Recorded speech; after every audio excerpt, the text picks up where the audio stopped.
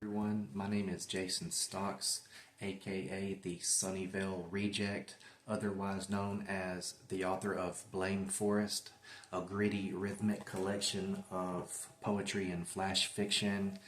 Today I want to tell you a little story and then I want to get into the 29 Fear Street books I read. What an amazing journey it's been. I cut my teeth on the Southern Masters like Barry Hannah, Larry Brown, Donna Tartt, William Faulkner, of course. And growing up, I read stuff like that, Hemingway, Dostoevsky, Edgar Allan Poe. I never really read Fear Street, Point Horror, any of those books, Dead Time Stories, Shivers, any of that. I came to know these books and these series and get into them by way of Goosebumps. My son is 8 years old and I wanted to get him into reading, so I got him some Goosebumps books, and the rest is history, man. I read the Werewolf of Fever Swamp right after he read it, and I was hooked. And I wanted to read books that reminded me of why I liked reading in the first place again. So I got into Fear Street. I have a huge collection now. I don't have them all, but I have a lot of them. And Point Horror, Dead Time Stories, Shivers, Terror Academy, things like that. And we're going to talk about them all. This is my very first video. This is my new channel. And I'd love it if you subscribed and liked my videos, and we can grow together, do some reading, some critiques, some recommendations, all things good when it comes to reading. And if anything good ever comes of this channel, I would love to quit my job and write full time and just read, read, read. But I'd like to get out and do some good in my community. So without further ado, I want to talk to you about the 29 Fear Street books I read in 2023. And the next video I'm going to do is either going to be a book haul or a video of the books I want to read in 2024. But today we're going to go over those books that I read in 2023, and I hope you like them. They're not in any particular order or anything like that. And I hope I have them all here. I did give some of my students some copies to read. Tell you the truth, a lot of the stuff they read in school is boring as hell. So I said, let me give them some Fear Street books and see what they think. And they loved them. So this one student in particular, I've given her about 5 books now. So if I don't have any, that's where they're at. But they're in good hands, and they're entertaining someone else right at this moment. The New Girl, Fear Street, from the Modern Bind Up. I loved it. I don't like the font size so much in this book. I like the bigger font, but I do like this copy. It's matte finish and it looks really cool and it feels good in the hand. This is a modern bind up of 4 books. I think it's called, let's see, The New Girl, Surprise Party, The Overnight, and Missing. But I have only read The New Girl. Nice little copy. The Boy Next Door. This was fun. The Boy Next Door. Oh my God, I heard about Reba Dalby for so long from Cameron Chaney, The Bookubus, Slime and Slashers. You guys rock. Shout out to you. Yeah, so I had to read it, and of course they were all right. She's a supreme bitch who never learns her lesson. Silent Night 2, Silent Night 3, and I read Silent Night 1, which is in here somewhere, and I read them around Christmas time, which was amazing. Good Night Kiss. What a lovely cover. Very nice. It's not embossed or anything like that, even though it looks like it is, but it's not. And there's no step back art. No, I think there is in some other collector's editions, but look at that. Good Night Kiss. I didn't read the short story at the end, but I read the other 2 books they're called. Let's see. Yeah, Good Night Kiss 1 and 2. And there's a story in there. Yeah, The Vampire Club. Nice copy. The Rich Girl. The Rich Girl. Not bad. There she is. Silent Night 1. Reba Dalby. You will want to slap her face off. I loved this one. I read it in February. It was one of the first Fear Street books I read, and there was just this, I don't know, there was something comforting about it. It took me back to high school, like falling in love with a girl, and oh, it was just the most important thing on earth, and dances to look forward to, and Valentine's gifts, and those kind of things. Broken Hearts. Give it a shot. 99 Fear Street. I read all three of these. Part 1 is good. Part 2 is good. Part 3 is good. This is good spooky stuff. And the parents are present. They give a damn. Huh. Cheerleaders, a super chiller. Cheerleaders. The New Evil. Corky and Bobby Corcoran, I think. Oh, those girls were wild. That was a nice series. One of my favorites. Cheerleaders, The New Evil.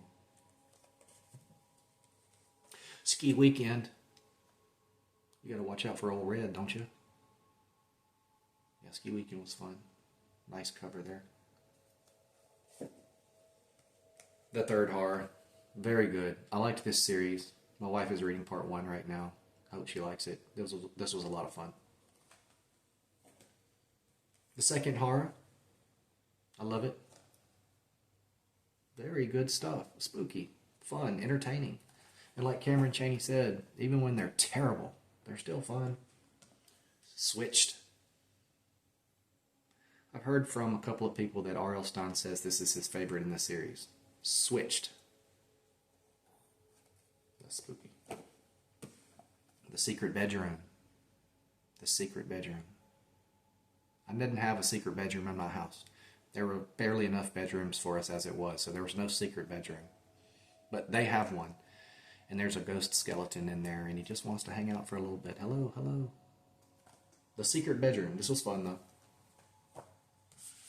Who Killed the Homecoming Queen? Well, read it. Find out. It's fun. They're all fun. This is a new copy, a new edition. And I like these covers. I've collected most of them. They're fun. The font's a good size, too. You know? And good Lord, after reading Dostoevsky, it's like reading the Bible. The print is so small and there's 1,000 pages, and you got to read 700 pages before you feel like you've accomplished anything at all. So I can appreciate this for once in my life, right? Night Games. You either love it or hate it. Night Games. Fear Street.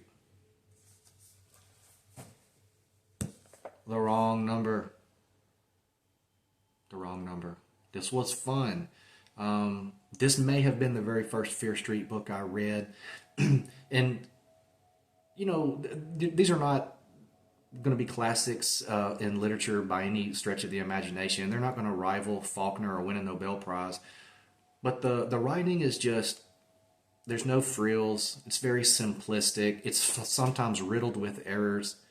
But it's like a punk band. They never were that good. But that was part of their charm, you know, was being raw. And it is what it is. Leave it at that. The Wrong Number. The Secret Admirer. She's got one, apparently. Is he a good guy? Is he a bad guy?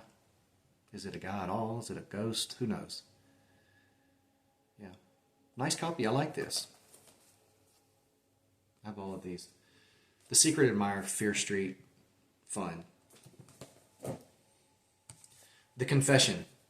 I don't remember much about this. I don't think there was much that stood out. I can't remember anything good or bad about it. But there it is. The Confession. The Perfect Date. Does such a thing exist? You tell me. The Perfect Date. I do remember liking this one. This one was pretty interesting.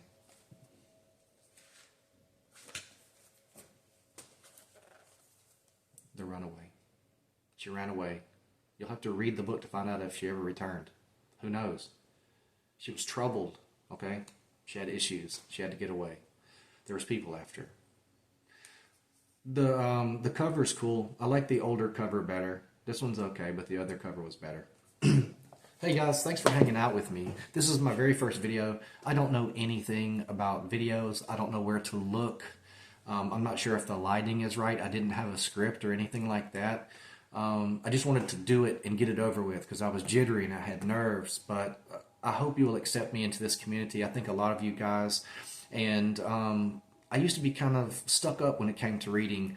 I thought if you didn't read William Faulkner or Flannery O'Connor that you weren't well read. But I see now that there's a lot of great writers out there that I had yet to experience, and I was just talking out my ass and trying to act cool, and I don't know.